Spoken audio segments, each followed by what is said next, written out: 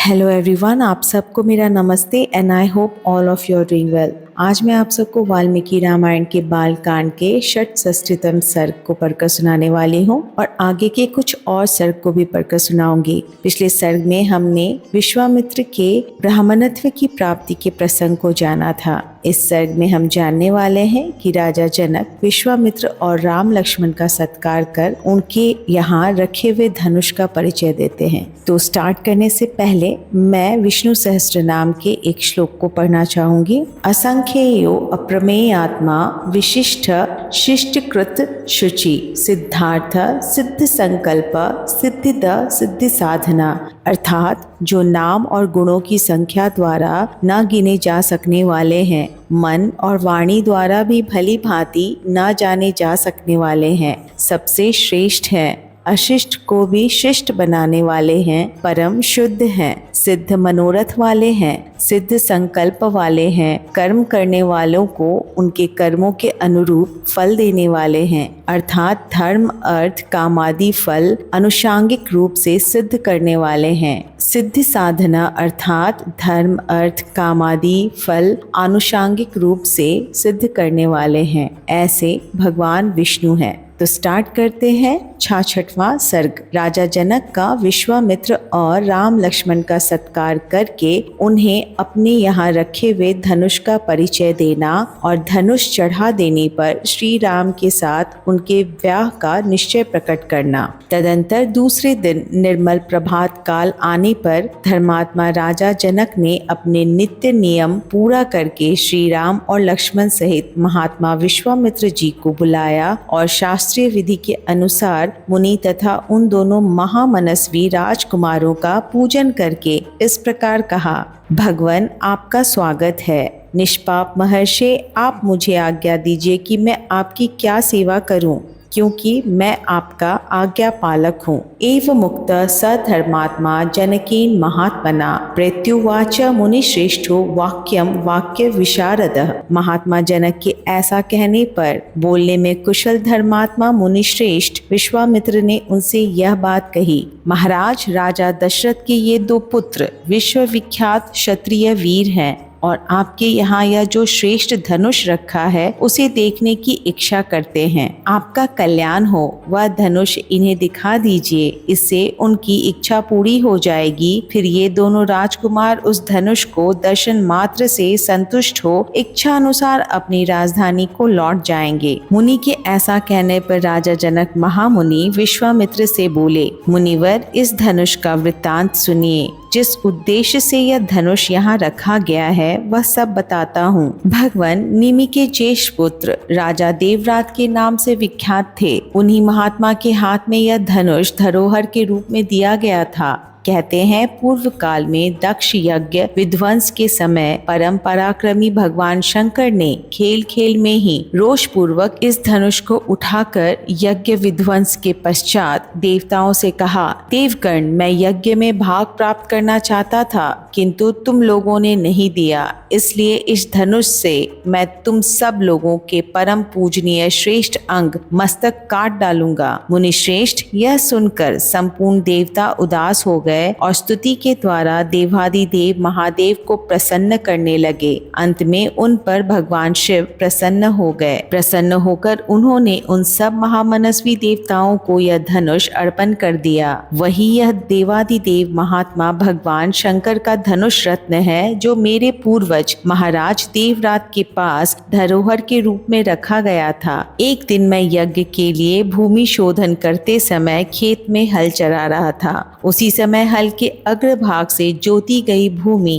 से एक कन्या प्रकट हुई। सीता यानी हल द्वारा खींची गई रेखा से उत्पन्न होने के कारण उसका नाम सीता रखा गया। पृथ्वी से प्रकट हुई वह मेरी कन्या क्रमशः बढ़कर सयानी हुई। अपनी इस अयोनिजा कन्या के विषय में मैंने यह निश्चय किया कि जो अपने पराक्रम से इस धनुष को चढ़ा देगा उसी के साथ मैं इसका ब्याह करूंगा। इस तरह इसे वीर्य शुल्का यानी पराक्रम रूप शुल्क वाली बनाकर अपने घर में रख छोड़ा है। मुनि श्रेष्ठ, भूतल से प्रकट होकर दिनों दिन बढ़ने वाली मेरी पुत्री सीता को कई राजाओं ने यहाँ आकर मांगा, परंतु भगवान कन्या का वरण करने वाले उस सभी राजाओं को मैंने यह बता दिया कि मेरी कन्या वीर शुल्का है। उचित पराक्रम प्रकट करने पर ही कोई पुरुष उसके साथ विवाह करने का अधिकारी हो सकता है। यही कारण है कि मैंने आज तक किसी को अपनी कन्या नहीं दी। मुनि पुंगव, तब सभी राजा मिलकर मिथिला में आए और पूछने लगे कि राजकुमारी सीता को प्राप्त करने के लिए कौन सा पराक्रम निश्चित किया गया है। मैंने पराक्रम की जिज्ञासा करने वाले उन राजाओं के सामने यह शिव जी का धनुष रख दिया, परंतु वे लोग इसे उठाने या हिलाने में भी समर्थ न हो सके। महामुनि, उन पराक्रमी नरेशों की शक्ति बहुत थोड़ी जानकर मैंने उन्हें कन्या देने से इनकार कर दिया। तपोधन, इसके बाद भी जो घटना घटी उसे भी आप सुन लीजिए। मुनि प्रवर, मेरे इनकार करने पर ये सब राजा अत्यंत कुपित हो उठे और अपने पराक्रम के विषय में संशयापन्न हो मिथिला को चारों ओर से घेर कर खड़े हो गए।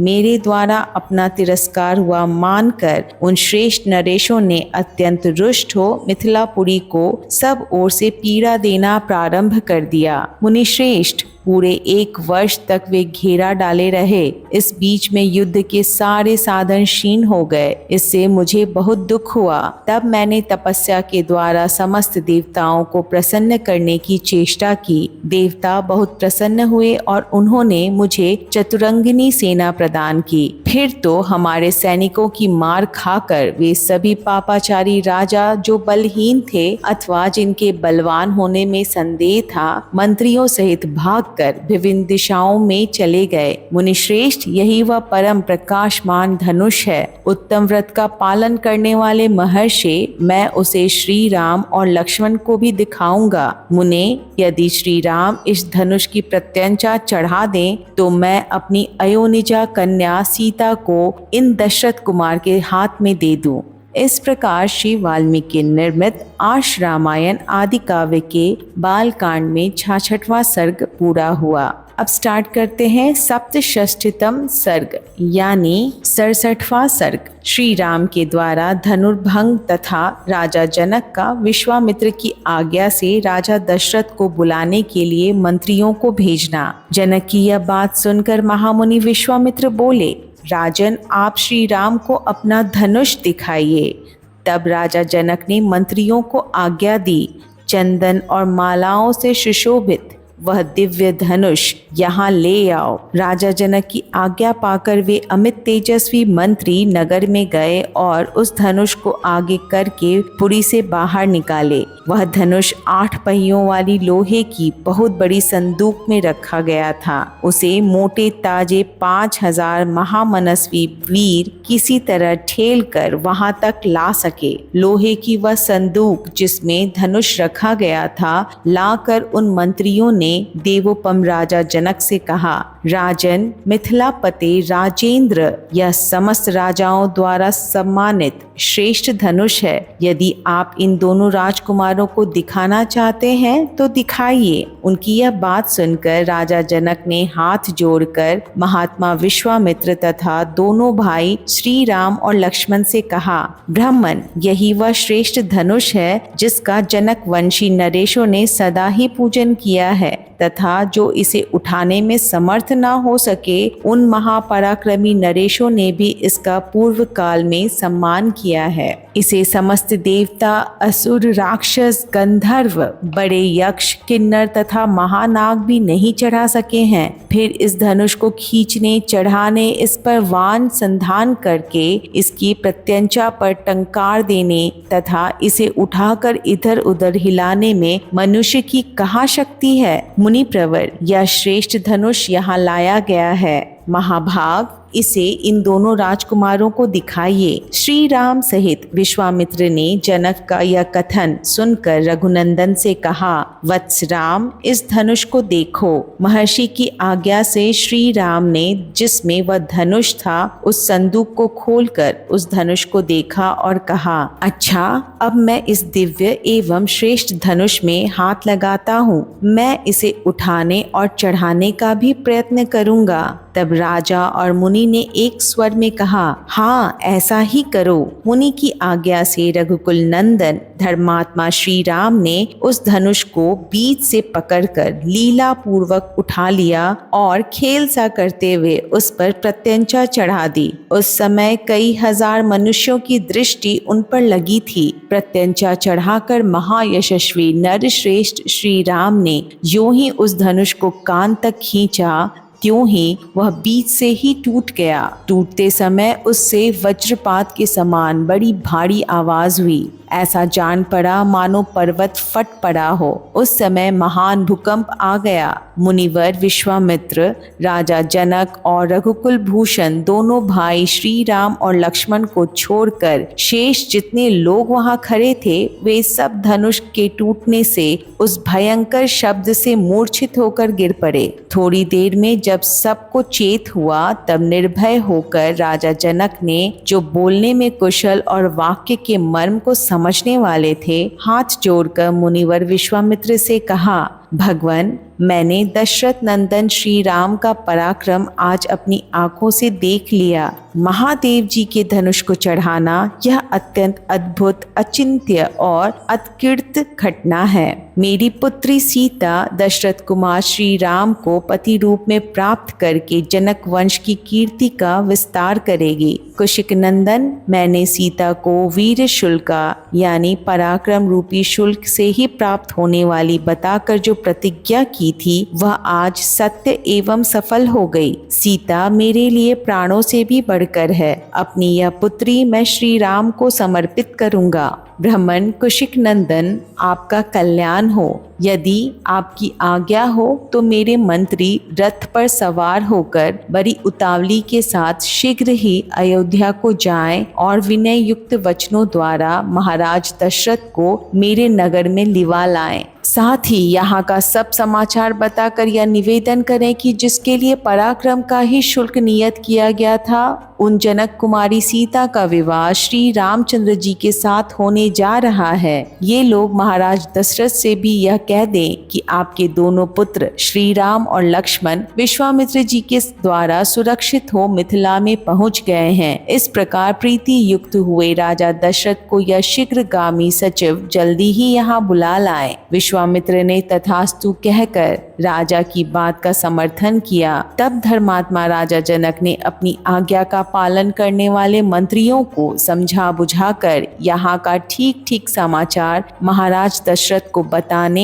और उन्हें मिथिलापुरी में ले आने के लिए भेज दिया। इस प्रकार श्री वाल्मीकि निर्मित आश रामायण आदि काव्य के बाल कांड में 67वां सर्ग पूरा हुआ। अष्टषष्टितम सर्ग यानी 68वां सर्ग राजा जनक का संदेश पाकर मंत्रियों सहित राजा दशरथ का मिथिला जाने के लिए उद्यत होना। राजा जनक की आज्ञा पाकर उनके दूत अयोध्या के लिए प्रस्थित हुए। रास्ते में वाहनों के थक जाने के कारण 3 रात विश्राम करके चौथे दिन वे अयोध्यापुरी में जा पहुँचे। राजा की आज्ञा से उनका राजमहल में प्रवेश हुआ। वहां जाकर उन्होंने देवतुल्य तेजस्वी बूढ़े महाराज दशरथ का दर्शन किया। उन सभी दूतों ने हाथ जोड़कर निर्भय हो राजा से मधुर वाणी में यह विनय युक्त बात कही। महाराज, मिथिलापति राजा जनक ने अग्निहोत्र की अग्नि के सामने रखकर स्नेह युक्त मधुर वाणी में सेवकों सहित आपका तथा आपके उपाध्याय और पुरोहितों का बारंबार कुशल मंगल पूछा है।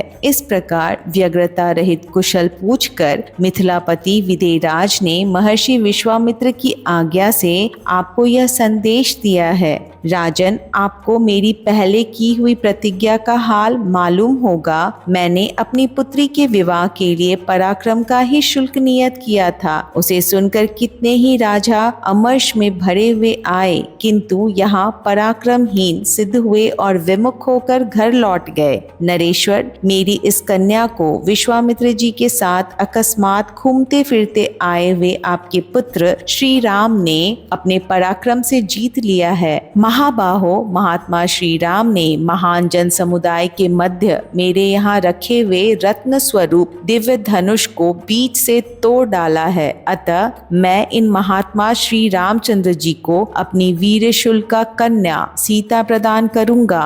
ऐसा करके मैं अपनी प्रतिज्ञा से पार होना चाहता हूँ। आप इसके लिए मुझे आज्ञा देने की कृपा करें। महाराज, आप अपने गुरु एवं पुरोहित के साथ यहाँ शीघ्र पधारें और अपने दोनों पुत्र रघुकुल भूषण श्री राम और लक्ष्मण को देखें। आपका भला हो। राजेंद्र, यहाँ पधार कर आप मेरी प्रतिज्ञा पूर्ण करके यहाँ आने से आपको अपने दोनों पुत्रों की विवाह जनित आनंद की प्राप्ति होगी। राजन, इस तरह विदेहराज ने आपके पास यह मधुर संदेश भेजा था। इसके लिए उन्हें विश्वामित्र जी की आज्ञा और शतानंद जी की सम्मति भी प्राप्त हुई है। संदेशवाहक मंत्रियों का यह वचन सुनकर राजा दशरथ बड़े प्रसन्न हुए। उन्होंने महर्षि वशिष्ठ, वामदेव तथा अन्य मंत्रियों से कहा, कुशिक नंदन विश्वामित्र ने सुरक्षित हो कौशल्या का आनंद वर्धन करने वाले श्री राम अपने छोटे भाई लक्ष्मण के साथ विदेह देश में निवास करते हैं।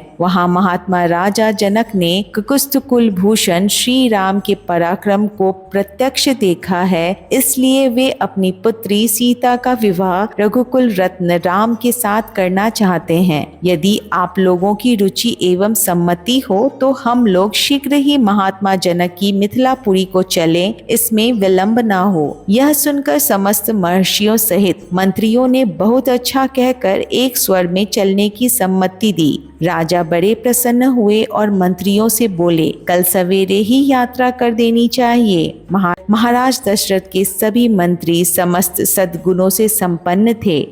राजा ने उनका बड़ा सत्कार किया। अतः बारात चलने की बात सुनकर उन्होंने बड़े आनंद से रात्रि व्यतीत की। इस प्रकार श्री वाल्मीकि निर्मित आश रामायण आदि काव्य के बालकांड में 68वां सर्ग पूरा हुआ। एकोन सप्ततम सर्ग यानी 69वां सर्ग। दल बल सहित राजा दशरथ की मिथिला यात्रा और वहां राजा जनक के द्वारा स्वागत सत्कार। तदंतर रात्रि व्यतीत होने पर उपाध्याय और बंधु बांधवों सहित राजा दशरथ हर्ष में भरकर सुमंत्र से इस प्रकार बोले, आज हमारे सभी धनाध्यक्ष खजांची बहुत सा धन लेकर नाना प्रकार के रत्नों से संपन्न हो सबसे आगे चले। उनकी रक्षा के लिए हर तरह की सुव्यवस्था होनी चाहिए। सारी चतुरंगिनी सेना भी यहाँ से शीघ्र ही कूच कर दें। अभी मेरी आज्ञा सुनते ही सुंदर सुंदर पालकियां और अच्छे अच्छे घोड़े आदि वाहन तैयार होकर चल दें। वशिष्ठ, वामदेव, जाबाली, कश्यप, तीर्थजीवी मार्कंडेय मुनि तथा कात्यायन ये सभी ब्रह्मर्षि आगे आगे चलें। मेरा रथ भी तैयार करो, देर नहीं होनी चाहिए। राजा जनक के दूत मुझे जल्दी करने के लिए प्रेरित कर रहे हैं। राजा की इस आज्ञा के अनुसार चतुरंगिनी सेना तैयार हो गई और ऋषियों के साथ यात्रा करते हुए महाराज दशरथ के पीछे पीछे चली। 4 दिन का मार्ग तय करके वे सब लोग विदेह देश में पहुँचे। उनके आगमन का समाचार सुनकर श्रीमान राजा जनक ने स्वागत सत्कार की तैयारी की। तत्पश्चात आनंद मग्न हुए राजा जनक बूढ़े महाराज दशरथ के पास पहुँचे। उनसे मिलकर उन्हें बड़ा हर्ष हुआ। राजाओं में श्रेष्ठ मिथिला नरेश ने आनंद मग्न हुए पुरुष प्रवर राजा दशरथ से कहा, नरश्रेष्ठ रघुनंदन, आपका स्वागत है। मेरे बड़े भाग्य जो आप यहाँ पधारे। आप यहाँ अपने दोनों पुत्रों की प्रीति प्राप्त करेंगे जो उन्होंने अपने पराक्रम से जीत कर पाई है। महातेजस्वी भगवान वशिष्ठ मुनि ने भी हमारे सौभाग्य से ही यहाँ पदार्पण किया है। ये इन सभी श्रेष्ठ ब्राह्मणों के साथ वैसी ही शोभा पा रहे हैं जैसे देवताओं के साथ इंद्र सुशोभित होते हैं। सौभाग्य से मेरी सारी विघ्न बाधाएं पराजित हो गई। रघुकुल के महापुरुष महान बल से संपन्न और पराक्रम में श्रेष्ठ होते हैं। इस कुल के साथ संबंध होने के कारण आज मेरे कुल का सम्मान सम्मान बढ़ गया। नरश्रेष्ठ नरेंद्र, कल सवेरे इन सभी महर्षियों के साथ उपस्थित हो मेरे यज्ञ की समाप्ति के बाद आप श्री राम के विवाह का शुभ कार्य संपन्न करें। ऋषियों की मंडली में राजा जनक की यह बात सुनकर बोलने की कला जानने वाले विद्वानों में श्रेष्ठ एवं वाक्य मर्मज्ञ राजा दशरथ ने मिथिला नरेश को इस प्रकार उत्तर दिया। धर्मज्ञ, मैंने पहले से यह सुन रखा है कि प्रतिग्रह दाता के अधीन होता है, अतः आप जैसा कहेंगे हम वैसा ही करेंगे। सत्यवादी राजा दशरथ का यह धर्मानुकूल तथा यशोवर्धक वचन सुनकर विदेहराज राजा जनक को बड़ा विस्मय हुआ। ततः सर्वे मुनिगणा परस्पर समागमे हर्षेण महता युक्तस्ताम रात्रिवसन सुखम। तदंतर सभी महर्षि एक दूसरे से मिलकर बहुत प्रसन्न हुए और सब ने बड़े सुख से वह रात बिताई। इधर महातेजस्वी श्री राम विश्वामित्र जी को आगे करके लक्ष्मण के साथ पिताजी के पास गए और उनके चरणों का स्पर्श किया। राजा दशरथ ने भी जनक के द्वारा आदर सत्कार पाकर बड़ी प्रसन्नता का अनुभव किया और अपने दोनों रघुकुल रत्न पुत्रों को सकुशल देखकर उन्हें अपार हर्ष हुआ। वे रात में बड़े सुख से वहां रहे। महातेजस्वी तत्वज्ञ राजा जनक ने भी धर्म के अनुसार यज्ञ कार्य संपन्न किया तथा अपनी दोनों कन्याओं के लिए मंगलाचार का संपादन करके सुख से वह रात्रि व्यतीत की। इस प्रकार श्री वाल्मीकि निर्मित आर्ष रामायण आदि काव्य के बाल कांड में 69वां सर्ग पूरा हुआ। जय श्री राम।